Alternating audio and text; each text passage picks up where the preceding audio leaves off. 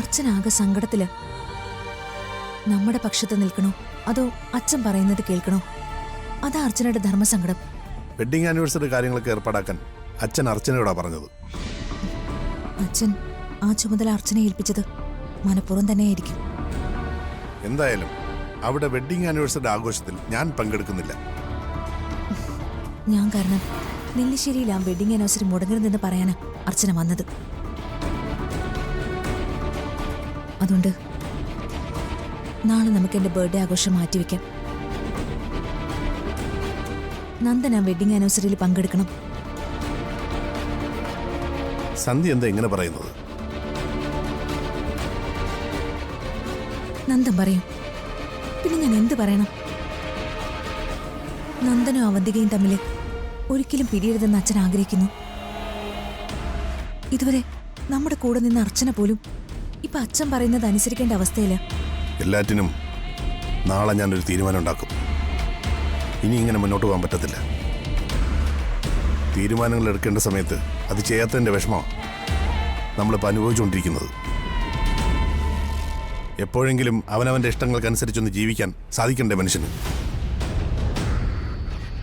എന്തൊക്കെ സംഭവിച്ചാലും എല്ലാം തകർന്നടിഞ്ഞാലും നാളെ സന്ധ്യയുടെ ബർത്ത്ഡേ നമ്മൾ ഗംഭീരമായിട്ട് ആഘോഷിക്കും.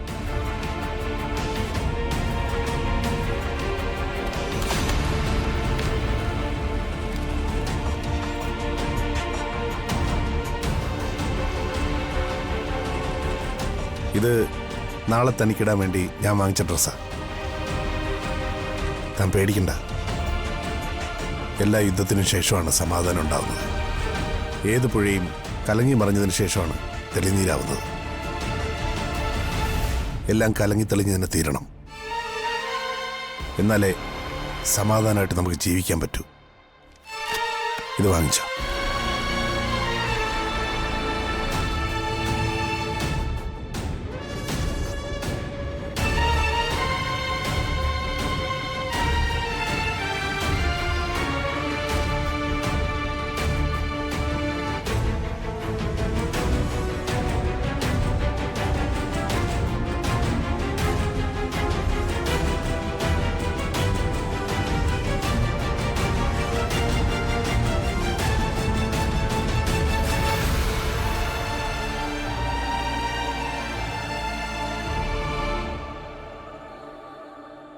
അർച്ചന സന്ധ്യയെ കണ്ട കാര്യം സന്ധ്യനോട് പറഞ്ഞു.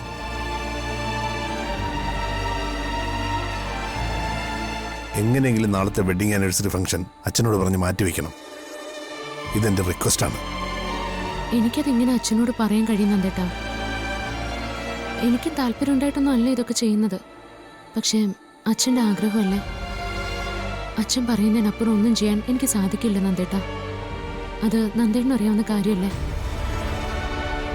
എനിക്ക് അർച്ചനയോടല്ലാതെ വേറെ ആരോടും ഇത് പറയാൻ പറ്റത്തില്ല. അർച്ചന പറഞ്ഞ അച്ഛൻ കേൾക്കും, അതെനിക്ക് ഉറപ്പാ.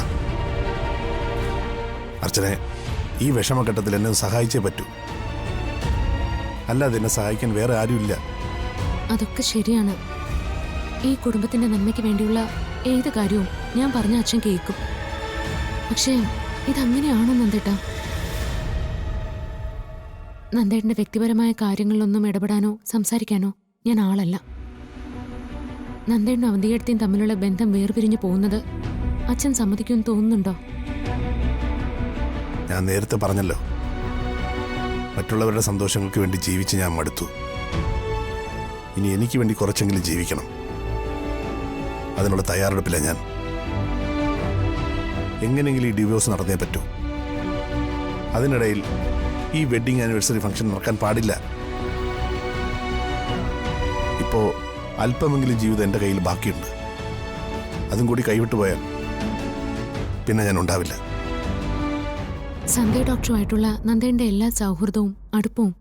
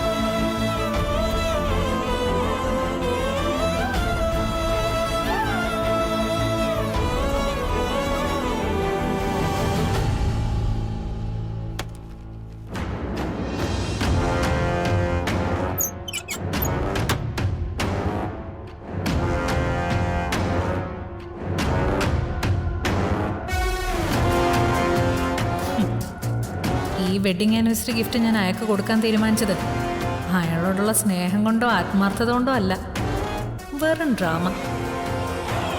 എൻ്റെ കയ്യിൽ നിന്ന് ഇങ്ങനൊരു ഗിഫ്റ്റ് അയാൾ ഒട്ടും പ്രതീക്ഷിക്കില്ല. അങ്ങനൊരു സിറ്റുവേഷനിൽ ഞാനിത് കൊടുത്താൽ അയാളുടെ പ്രതികരണം എന്തായിരിക്കും? നോക്കാം.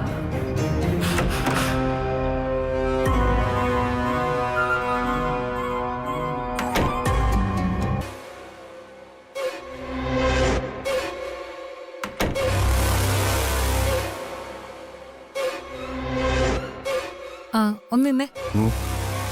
എനിക്കൊരു കാര്യം പറയാനുണ്ട്. എന്താ? ഇന്ന് നമ്മുടെ വെഡിങ് ആനിവേഴ്സറിയാ.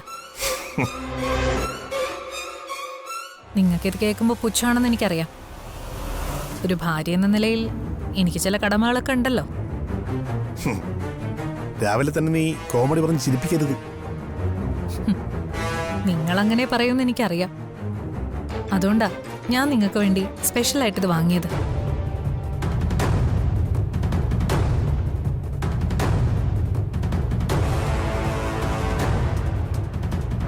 എന്താ ഇത്? വെഡിങ് ആനിവേഴ്സറി ഡേയിൽ ഭാര്യ ഭർത്താവിന് കൊടുക്കുന്ന സമ്മാനം. ഇത് ഞാൻ തന്നെ സെലക്ട് ചെയ്ത് ഓർഡർ ചെയ്തതാ. ഒരു മുണ്ട് ഷർട്ടുവാ. ഇത് ധരിച്ചുകൊണ്ട് എൻ്റെ കൂടെ ഒന്ന് അമ്പലത്തിൽ വരണം. ഓ, അത് ശരി. അപ്പൊ ഇതിനാണ് കുറച്ചു നേരമായിട്ട് ഇവിടേക്ക് ഇങ്ങനെ കറങ്ങി തിരിഞ്ഞു നിന്നത് അല്ലേ? ആ, എന്നിട്ട് പറ, ഞാൻ ഇനി എന്തൊക്കെ ചെയ്യണം? ആദ്യം നിങ്ങൾ ഈ മുണ്ട് ഷർട്ടൊന്ന് വാങ്ങ.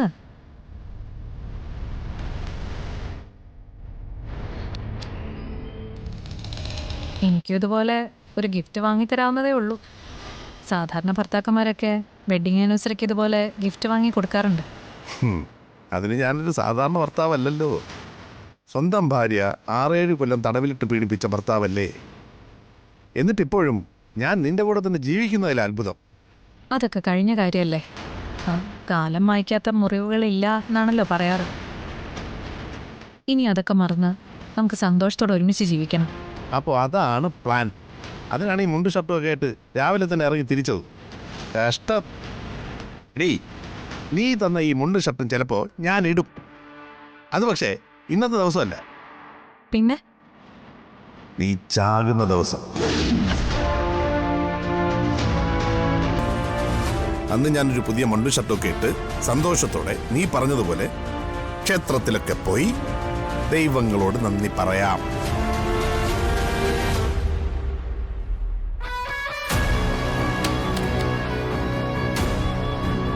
അവളൊരു ഷർട്ട് മുണ്ടായിട്ട് ഇറങ്ങിയിരിക്കുന്നു.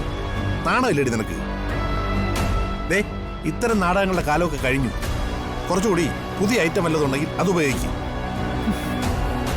ശരി, ഞാൻ തന്നത് നിങ്ങൾ വലിച്ചെറിഞ്ഞു. പക്ഷേ നിങ്ങൾ ഇന്ന് എൻ്റെ കൂടെ ക്ഷേത്രത്തിൽ വരണം. അങ്ങനെ നാട്ടുകാരെ ബോധിപ്പിക്കാൻ വേണ്ടി എനിക്ക് നിന്റെ കൂടെ അമ്പലത്തിൽ വരാൻ മനസ്സില്ല. എനിക്ക് വേറെ പണിയുണ്ട്. നന്ദേട്ടാ,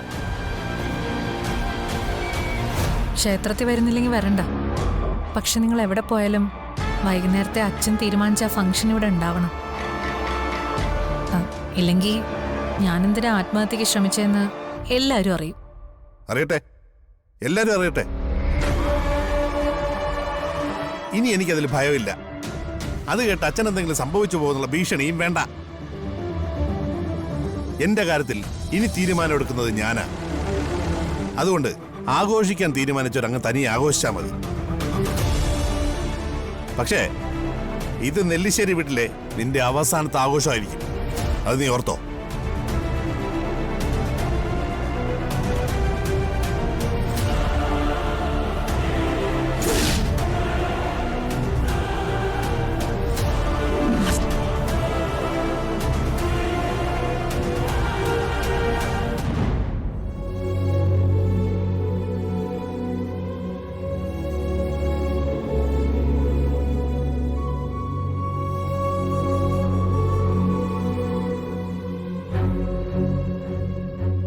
എങ്ങോട്ട് പോകുന്നു?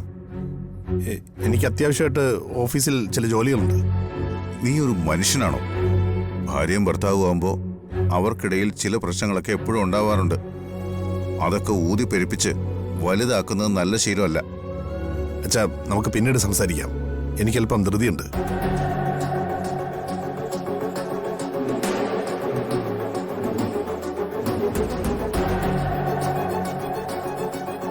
ഇന്ന് നിങ്ങളുടെ വെഡ്ഡിംഗ് ആനിവേഴ്സറിയാണ്.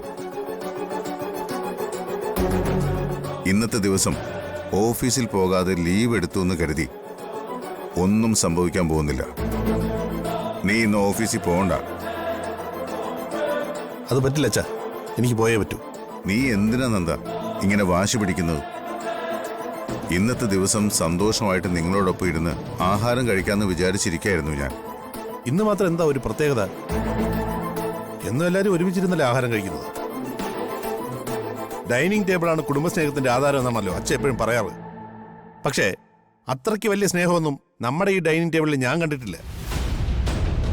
അത് നിന്റെ കാഴ്ചയുടെ കുഴപ്പമാണ്. ഇവിടെ എല്ലാവരും തമ്മിൽ ഇപ്പൊ നല്ല സ്നേഹത്തിലാണ്. നിനക്കും അവന്തിക്കും ഇടയിലുള്ള പ്രശ്നങ്ങൾ മാത്രമേ ഇപ്പൊ ഇവിടെ ഉള്ളൂ. പ്രശ്നങ്ങൾ പറഞ്ഞു പരിഹരിച്ച് മുന്നോട്ട് പോണം. ഞാൻ നിന്റെ അച്ഛനാ. എന്റെ വാക്ക് നീ കേട്ടേ പറ്റൂ.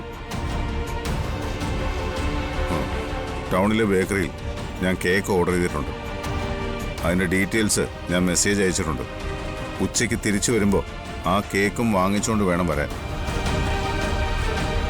എല്ലാവരും ചേർന്ന് നിങ്ങളുടെ വെഡ്ഡിംഗ് ആനിവേഴ്സറി ഗംഭീരമായിട്ട് ആഘോഷിക്കണം. എനിക്കിന്ന് കുറേയേറെ അത്യാവശ്യ മീറ്റിങ്ങുകളുണ്ട്. വരാൻ പറ്റുമെന്ന് അറിയത്തില്ല, എന്നാലും നോക്കാം.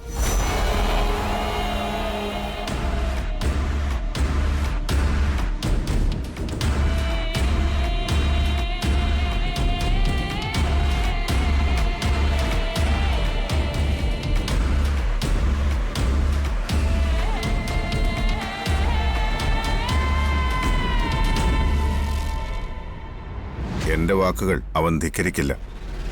അത് അച്ഛൻ്റെ വിശ്വാസമല്ലേ? പക്ഷേ അച്ഛൻ്റെ മോനിപ്പോ ഒരുപാട് മാറിപ്പോയി. ആനിവേഴ്സറി ആഘോഷിക്കാൻ നന്ദേട്ടൻ വരുന്ന എനിക്കൊരുറപ്പുമില്ല. അച്ഛൻ വെഡിങ് ആനിവേഴ്സറി ആഘോഷിക്കാന്ന് പറഞ്ഞപ്പോൾ ഞാൻ ഒരുപാട് സന്തോഷിച്ചു. മനസ്സുകൊണ്ട് ഒരുപാട് ആഗ്രഹിച്ചു. പക്ഷേ നീ വിഷമിക്കണ്ട, അവൻ വരും. അതിനെന്താണ് ചെയ്യേണ്ടതെന്ന് എനിക്കറിയാം.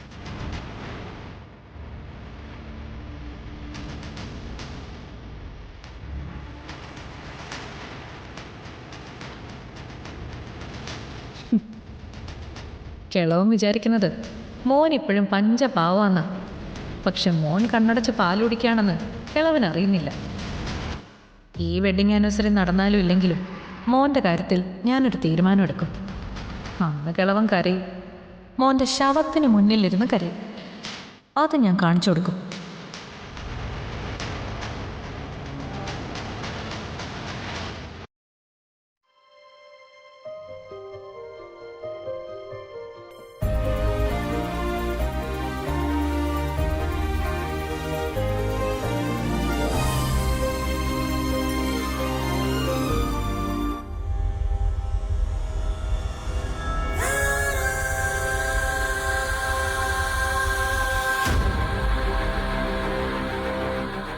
എങ്ങനെയെങ്കിലും ഈ ഡിവോഴ്സ് നടന്നേ പറ്റൂ. അതിനിടയിൽ ഈ വെഡ്ഡിങ് ആനിവേഴ്സറി ഫംഗ്ഷൻ നടക്കാൻ പാടില്ല. ഇപ്പോൾ അല്പമെങ്കിലും ജീവിതം എൻ്റെ കയ്യിൽ ബാക്കിയുണ്ട്. അതും കൂടി കൈവിട്ടു പോയാൽ പിന്നെ ഞാൻ ഉണ്ടാവില്ല.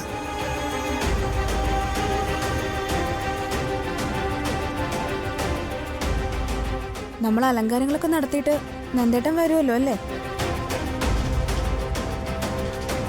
നന്ദേട്ടൻ രാവിലെ പോയതല്ലേ? ആളുടെ ഒരു വിവരവുമില്ല. ഇതൊക്കെ വേസ്റ്റ് ആവുമെന്ന എന്റെ പേടി. ഒന്നും മിണ്ടാതിരിക്കുന്നുണ്ടോ? നന്ദേട്ടൻ വരും. വെഡിങ് ആനിവേഴ്സറി ആഘോഷം നടക്കുകയും ചെയ്യും.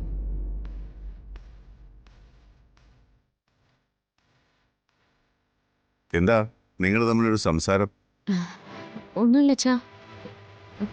കേക്ക് ഇതുവരെ കൊണ്ടുവന്നില്ലല്ലോ എന്ന് പറയായിരുന്നു. ഞാൻ ഷോപ്പിലേക്ക് വിളിച്ചിരുന്നു. അവരവിടുന്ന് കേക്ക് കൊടുത്തു വിട്ടിട്ടുണ്ട്. ഓ,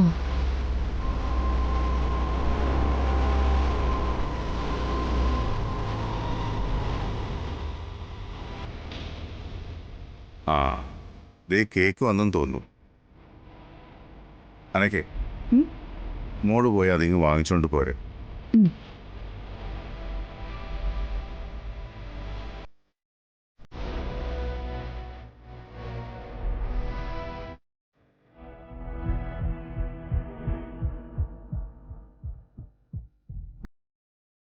താങ്ക് യു. വെൽക്കം.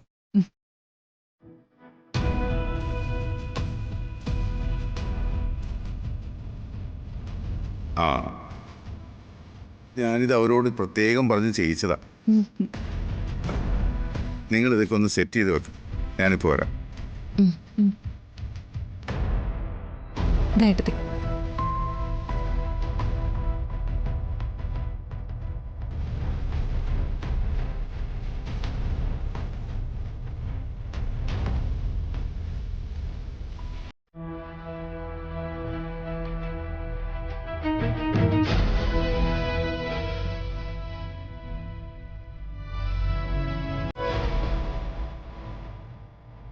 ആ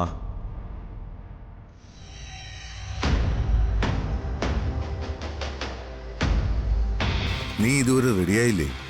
നന്ദനിപ്പോൾ എത്തും. നീ പോയി വേഗം റെഡിയായി വാ.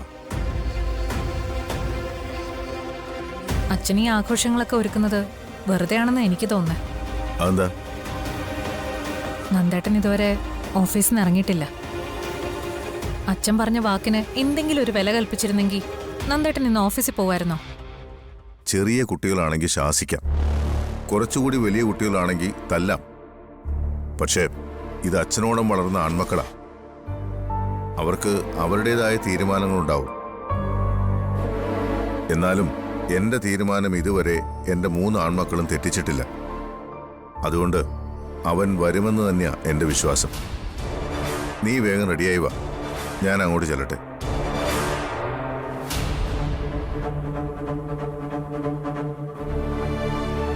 പാവം, അച്ഛൻ ഇപ്പോഴും വിശ്വസിക്കുന്നത് നന്ദേട്ടൻ വരുന്ന. പക്ഷെ എനിക്കറിയാം അയാൾ വരില്ല. എന്നേക്കാ പ്രിയമുള്ള മറ്റു പലതും ഉണ്ട്. അയാൾ വന്നില്ലേലും ഞാൻ റെഡിയാവും, നല്ലതുപോലെ അണിഞ്ഞൊരുങ്ങും. അയാൾ വരാതെ ഈ ചടങ്ങ് മുടങ്ങിയ അതിൻ്റെ പേരിൽ എനിക്കൊരു രക്തസാക്ഷി പരിവേഷം കിട്ടും. അത്രയും മാത്രം മതി എല്ലാവരുടെയും മുമ്പിൽ എനിക്ക് അയാളെ ജയിക്കാൻ.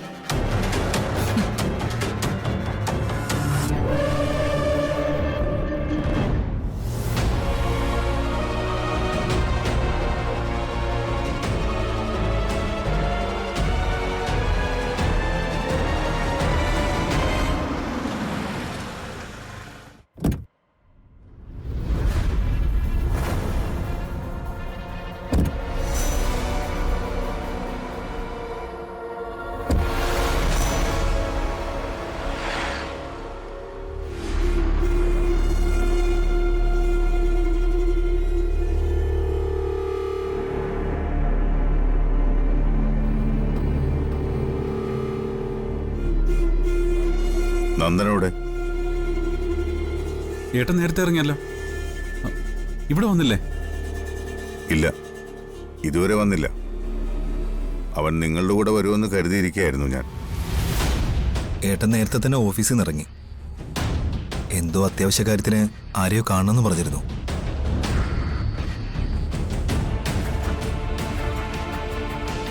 വെഡിങ് ആനിവേഴ്സറിയുടെ ആഘോഷങ്ങളായിരിക്കും അല്ലേ? അതെ, നിങ്ങൾ പോയി വേഗം റെഡിയായി വാ. ആദ്യം നന്ദേട്ടൻ വരട്ടെ അച്ഛാ, എന്നിട്ട് ഞങ്ങൾ റെഡിയായി പോരെ. മോനെ, നിങ്ങൾ 3 പേരുടെയും വെഡിങ് ആനിവേഴ്സറി എനിക്കൊരുപോലെയാണ്.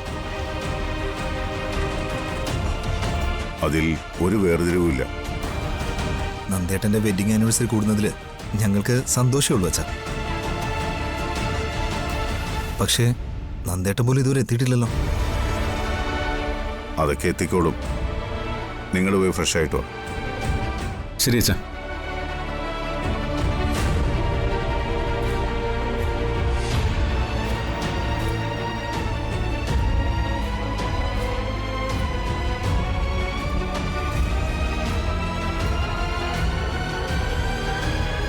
ഇനി ഇവർ പറഞ്ഞ പോലെ അവൻ വരാതിരിക്കോ?